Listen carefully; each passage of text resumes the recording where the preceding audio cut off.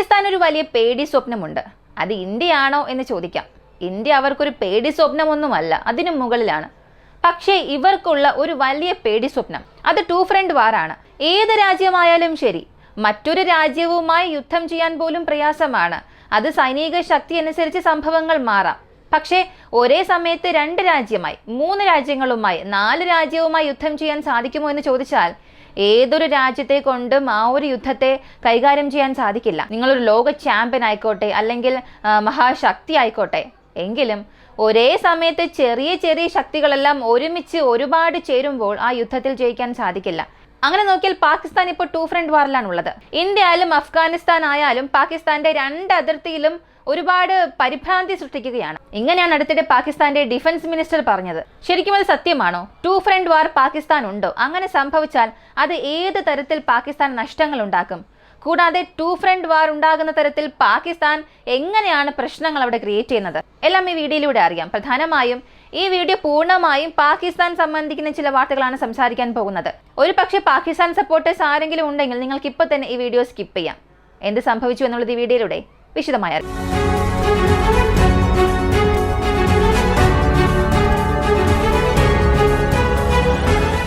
ഇൻട്രോയിൽ പറഞ്ഞതുപോലെ ഇത് പാകിസ്ഥാന്റെ നെഗറ്റീവ് സൈഡ് നോക്കാനുള്ള വീഡിയോ ആണ്. അതിന്റെ പ്രധാനപ്പെട്ട കാരണം മറ്റാരുമല്ല, പാകിസ്ഥാൻ തന്നെയാണ്. ആദ്യമേ തന്നെ പാകിസ്ഥാന്റെ അതിർത്തി നമ്മൾ അറിയണം.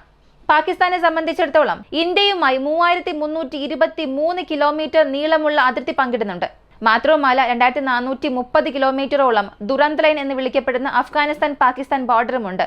ഒപ്പം തന്നെ 959 കിലോമീറ്റർ നീളമുള്ള ഇറാൻ അതിർത്തിയും ഷെയർ ചെയ്യുന്നുണ്ട്.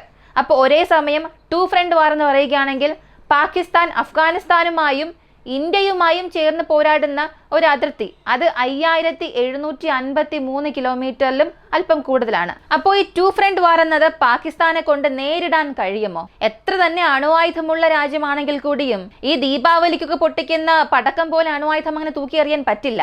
അണുവായുധം ഉപയോഗിച്ചാൽ അതിന്റെ പ്രത്യാഘാതങ്ങളും നിങ്ങൾ അനുഭവിച്ചേ മതിയാവുകയുള്ളൂ. അഫ്ഗാനിസ്ഥാനെതിരെ ഒരു പക്ഷെ നിങ്ങൾ അണുവായുധം ഉപയോഗിച്ചാൽ പോലും ഇന്ത്യയുമായി സാഹചര്യം വന്നാൽ അവിടെ സ്ഥിതി വളരെ മോശമായി മാറും. പിന്നെ പാകിസ്ഥാൻ എന്ന രാജ്യം എങ്ങനെയാകുമെന്ന് അവർക്ക് നന്നായി തന്നെ അറിയാം.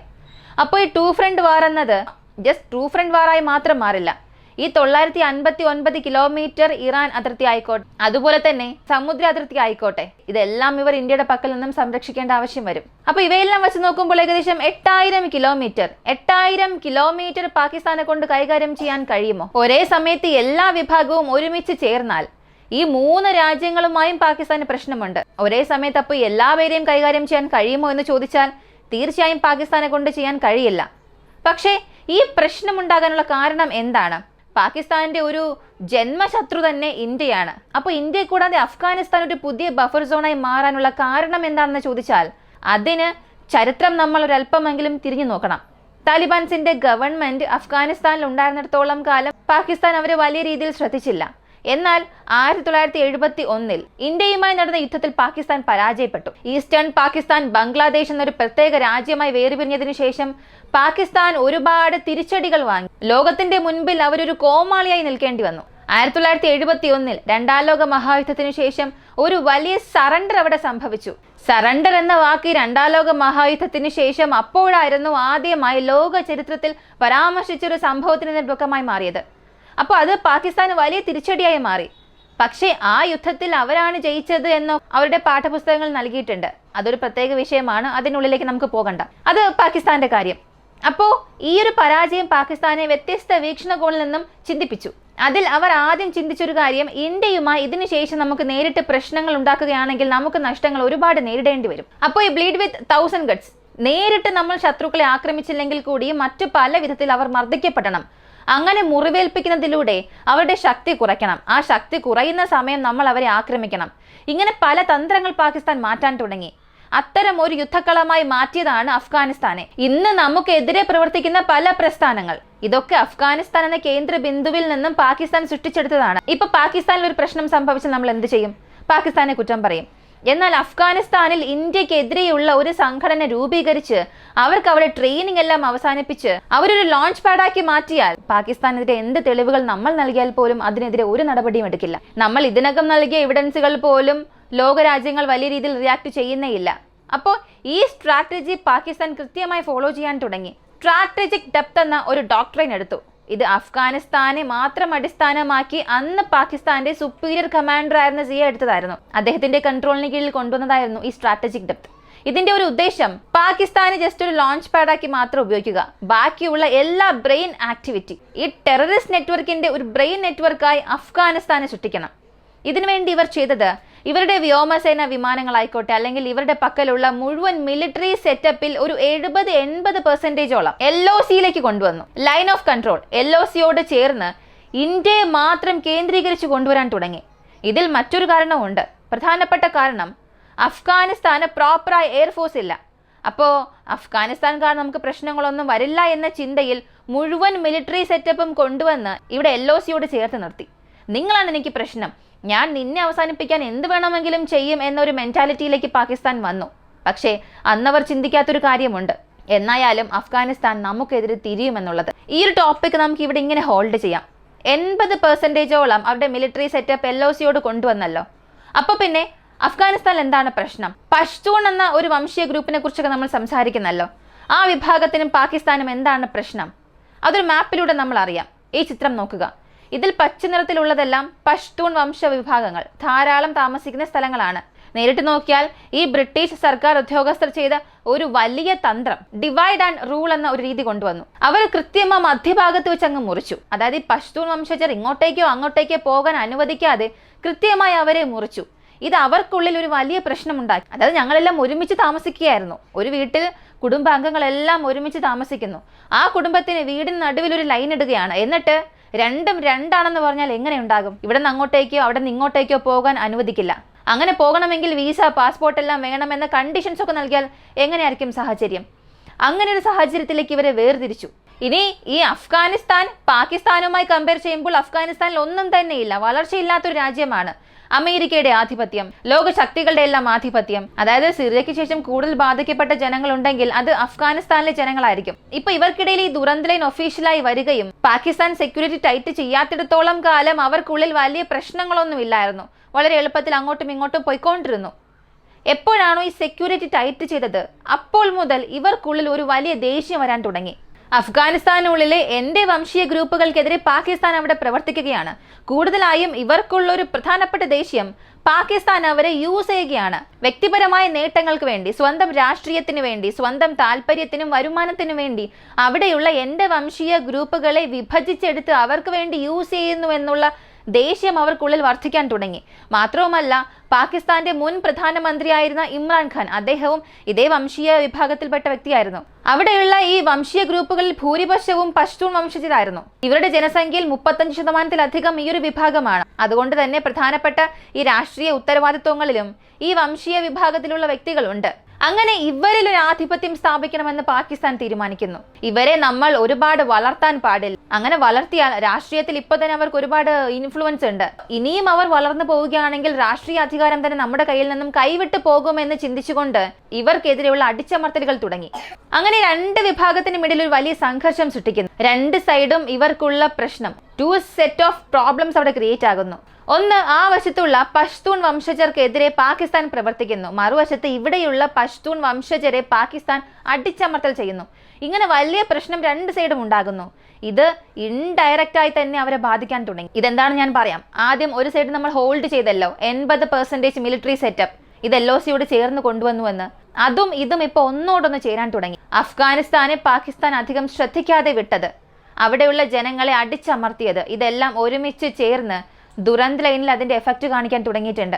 മറുവശത്ത് മുഴുവൻ മിലിറ്ററി സെറ്റപ്പും LOCയിലേക്ക് കൊണ്ടുനിർത്തിയത് കൊണ്ട് തന്നെ താലിബാൻസിന് വളരെ എളുപ്പമായി ഒരു ഒഫൻസീവ് ചെയ്യാൻ, ഈസി മൂവ്മെന്റ് ക്രിയേറ്റ് ചെയ്യാൻ ഒരു പോസിറ്റീവ് അപ്രോച്ചും അത് ക്രിയേറ്റ് ചെയ്തു. അടുത്ത് എന്ത് സംഭവിക്കും? ഇന്ത്യ ഇതിനു ശേഷം നേരിട്ട് പാകിസ്ഥാനെ ആക്രമിക്കുമോ എന്നൊക്കെ ചോദിച്ചാൽ സത്യത്തിൽ ഫസ്റ്റ് സ്ട്രൈക്ക് നമ്മൾ ഒരിക്കലും എടുക്കില്ല. ഓപ്പണായി തന്നെ പറയാം, പാകിസ്ഥാൻ പ്രവർത്തിക്കുന്നത് പോലെ ഇന്ത്യ പ്രവർത്തിക്കുകയാണ്. പാകിസ്ഥാൻ പ്രവർത്തിക്കുന്ന യുദ്ധതന്ത്രത്തിൽ നമ്മൾ അവരെ ആക്രമിക്കണം എന്നൊക്കെ ആ ഒരു മാനസികാവസ്ഥയിലായിരുന്നെങ്കിൽ പാകിസ്ഥാൻ എന്ന രാജ്യം ഇന്ന് ഭൂപടത്തിൽ ഉണ്ടാകുമായിരുന്നില്ല. പക്ഷെ നമ്മൾ വളരില്ലായിരുന്നു. സാമ്പത്തികമായാലും ശരി, ആഗോളതലത്തിൽ സമ്പദ് വ്യവസ്ഥയിലായിക്കോട്ടെ, നമുക്ക് വളരാൻ കഴിയില്ല. പക്ഷെ അപ്പോഴും പാകിസ്ഥാൻ ഇന്ത്യ വിജയിച്ചു, ഇന്ത്യക്കെതിരെ വലിയൊരു വിജയം അവർ നേടിയെന്നൊക്കെ സോഷ്യൽ മീഡിയയിൽ വലിയ രീതിയിൽ പ്രൊപ്പഗണ്ട പടർത്തി. പക്ഷെ അവർക്ക് തദ്ദേശീയമായ വളർച്ചയുണ്ടോ അത് കാണിക്കാൻ ചോദിച്ചാൽ വെറും ഒരു വെള്ള പേപ്പർ എടുത്ത് കാണിക്കാൻ പറ്റും, മറ്റൊന്നും അവരെ കൊണ്ട് ചെയ്യാൻ കഴിയില്ല. റിയാലിറ്റി ഇതാണ് പാകിസ്ഥാന്റെ അവസ്ഥ. പൂർണ്ണമായും അവർ വിശ്വസിക്കുന്നത്, ആശ്രയിക്കുന്നത് മറ്റു രാജ്യങ്ങളെയാണ്. ഇവിടെ ഇന്ത്യയുടെ വിദേശ നയത്തെ ഒരുപാടിടങ്ങളിൽ വിമർശിക്കുന്നുണ്ട്. സർക്കാരിനെ വിമർശിക്കാൻ അവകാശമുണ്ട്. നിങ്ങൾ ചെയ്താലും ഞാൻ ചെയ്താലും ഒരുപാടിടങ്ങളിൽ നിങ്ങളുടെ നയങ്ങൾക്ക് പ്രശ്നമുണ്ട്, സർക്കാരിനെതിരെയുള്ള വിമർശനങ്ങളൊക്കെ നിങ്ങൾക്ക് നടത്താം. പക്ഷെ ചില രാജ്യങ്ങൾക്കെതിരെ അമേരിക്ക പറഞ്ഞാൽ പോലും അക്കാര്യം നിരസിക്കാൻ കഴിയുന്ന ഒരു ശക്തി ഇന്ത്യയുടെ പക്കലുണ്ട്. എണ്ണ വാങ്ങാൻ പാടില്ല എന്നവർ പറഞ്ഞാൽ ഞാനത് വാങ്ങും, എനിക്കത് ആവശ്യമുണ്ട്.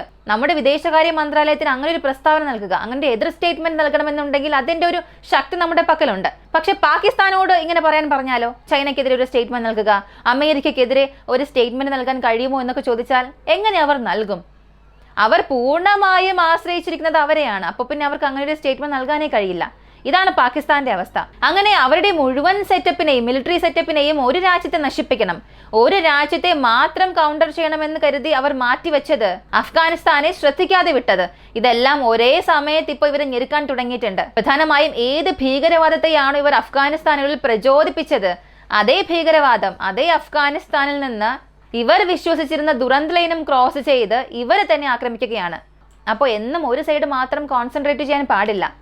ഒരു വംശീയ വിഭാഗത്തിനെ അടിച്ചമർത്തുന്ന വ്യവസ്ഥയിൽ ഇടപെട്ടാൽ എന്ത് സംഭവിക്കുമെന്നുള്ളത് ഇന്ന് അഫ്ഗാനിസ്ഥാൻ പാകിസ്ഥാൻ പ്രശ്നത്തിലൂടെ തന്നെ നമ്മൾ കാണുന്നുണ്ട്. അവസാനം പറയാനുള്ളത് ഒരേ ഒരു കാര്യമാണ്, ടു ഫ്രണ്ട് വാർ. ആരെ കൊണ്ടും അത് നേരിടാൻ കഴിയില്ല. അതിപ്പോൾ ഇന്ത്യ ആണെങ്കിൽ പോലും നമ്മുടെ പക്കൽ ഒരു ലിമിറ്റേഷൻസ് ഉണ്ട്. ഇത്ര ദിവസം മാത്രമേ ടു ഫ്രണ്ട് വാർ കൈകാര്യം ചെയ്യാൻ കഴിയൂ എന്നൊക്കെ. അതും ശരിക്കും പ്രോപ്പറായി എല്ലാം ഉണ്ടെങ്കിൽ മാത്രം. അപ്പോൾ പിന്നെ പാകിസ്ഥാന്റെ കാര്യം എടുത്താൽ ഒരു ടു ഫ്രണ്ട് വാർ എന്നല്ല, ഒരു പ്രശ്നം വന്നാൽ മിനിമം 4 ഫ്രണ്ടിലെങ്കിലും പ്രശ്നം വരും. അഫ്ഗാനിസ്ഥാൻ, ഇറാൻ, ബലൂചിസ്ഥാൻ. ഞാനീ പറയുന്നത് പാകിസ്ഥാന്റെ ഇന്റേണൽ പ്രശ്നവും ചേർത്താണ്. ഇനിയും ഇതിനെ പ്രത്യേകം വിഭജിക്കാൻ കഴിയും. പാകിസ്ഥാനുള്ളിൽ തന്നെ ഒരു 4 ഫ്രണ്ട് വാർ ക്രിയേറ്റ് ചെയ്യാൻ കഴിയും.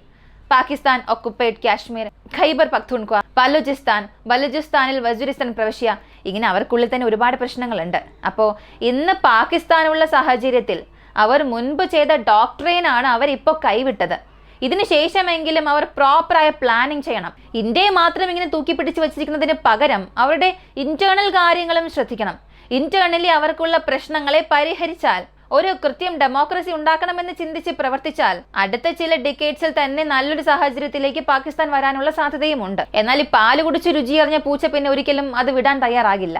അതുപോലെയാണ് പാകിസ്ഥാൻ. തീവ്രവാദവും രക്തവും കണ്ടിങ്ങനെ ആസ്വദിച്ച് നടക്കുന്ന പാകിസ്ഥാൻ അതേ തീവ്രവാദത്തിന് തന്നെ ഇപ്പോൾ മറുപടി പറഞ്ഞുകൊണ്ടിരിക്കുകയാണ്. കാത്തിരുന്ന് കാണാം ഇതിന് ശേഷമെങ്കിലും പാകിസ്ഥാൻ മാറുമോ എന്ന്. മാറാൻ സാധ്യതയില്ല. നമ്മളിപ്പോൾ സതേൺ ഇന്ത്യയിലാണുള്ളത്. ഇവിടെ ലിറ്ററലി നമുക്ക് വലിയ പ്രശ്നങ്ങളൊന്നും അറിയില്ല. ക്യാമ്പിൽ എന്ത് സംഭവിക്കുന്നു, ബോർഡറിൽ എന്ത് സംഭവിക്കുന്നു, ഈ വാർത്തകളൊന്നും നമ്മൾ അറിയില്ല. കൂടിപ്പോയാൽ ഒരു സൈനികൻ മരിച്ചു, തീവ്രവാദ ആക്രമണത്തിൽ ഇങ്ങനൊരു മരണം സംഭവിച്ചു എന്നുള്ളതൊക്കെ ഹെഡ്ലൈനായി നമ്മൾ അറിയും. പക്ഷെ അതിന്റെ ഇമ്പാക്ട് നമുക്കുള്ളിൽ എത്ര ദിവസം ഉണ്ടാകും? 2 ദിവസമോ 10 ദിവസമോ ഒരു 15 ദിവസം, ഒരു മാസം ഉണ്ടാവുക തന്നെ വലിയ കാര്യമാണ്. അതിനുശേഷം നമ്മൾ അതിനെ ക്രോസ് ചെയ്ത് പോകും. എന്നാൽ നിങ്ങൾ റെഗുലറായി കാശ്മീർ അപ്ഡേറ്റ്സ് നോക്കുക. ഓരോ ദിവസവും അവിടെ പ്രശ്നങ്ങളാണ്. അവസാനത്തെ ഒരു 2-3 വർഷത്തിൽ ഇത് കുറഞ്ഞിട്ടുണ്ട്. ഇത് ഗവൺമെന്റിനെ സപ്പോർട്ട് ചെയ്ത് സംസാരിക്കുന്നതല്ല, അവിടെയുള്ള ഫോഴ്സസിനെ കുറിച്ചാണ് സംസാരിക്കുന്നത്.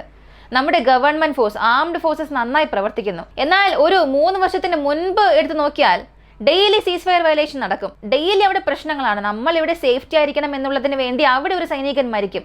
അതെല്ലാം നിങ്ങൾ കാണുകയാണ്. അല്ലെങ്കിൽ റെഗുലറായി ഈ ആംഡ് ഫോഴ്സസിനെ കുറിച്ചുള്ള അപ്ഡേറ്റ്സ് ഒക്കെ ഈ കാശ്മീരിലെ കാര്യം മാത്രം ഫോളോ ചെയ്യുകയാണെങ്കിൽ മതി. പാകിസ്ഥാൻ എന്ന് പറയുമ്പോൾ തന്നെ നിങ്ങൾക്ക് ദേഷ്യവും വെറുപ്പും വരും. അത്രയും ക്രൂരമായ സംഭവങ്ങളാണ്, അത്രയും മോശമായ സംഭവങ്ങളാണ് LOCയിൽ അവർ ചെയ്യുന്നത്. നമ്മൾ ഇവിടെ സുരക്ഷിതമായിരിക്കണം എന്നുള്ളതിന് വേണ്ടി അവർ അവിടെ അത്രയേറെ കഷ്ടപ്പെടുന്നു. അതുകൊണ്ട് തന്നെ പാകിസ്ഥാനെതിരെ ഇങ്ങനെയുള്ള സ്റ്റേറ്റ്മെന്റ്സ് ഒക്കെ പറയുന്നത് വലിയ തെറ്റൊന്നുമില്ല. നമ്മൾ സംസാരിക്കുന്നതിൽ ഒരു തെറ്റുമില്ല. ഈ ഒരു വീഡിയോയെക്കുറിച്ചുള്ള നിങ്ങളുടെ അഭിപ്രായം കമന്റിൽ പറയുക. കൂടുതൽ അപ്ഡേറ്റ്സിനായി വോയിസ് ഓഫ് വിക്കി നമ്മുടെ ചാനൽ സബ്സ്ക്രൈബ് ചെയ്യുക. മറ്റൊരു വീഡിയോയുമായി വീണ്ടും കാണാം.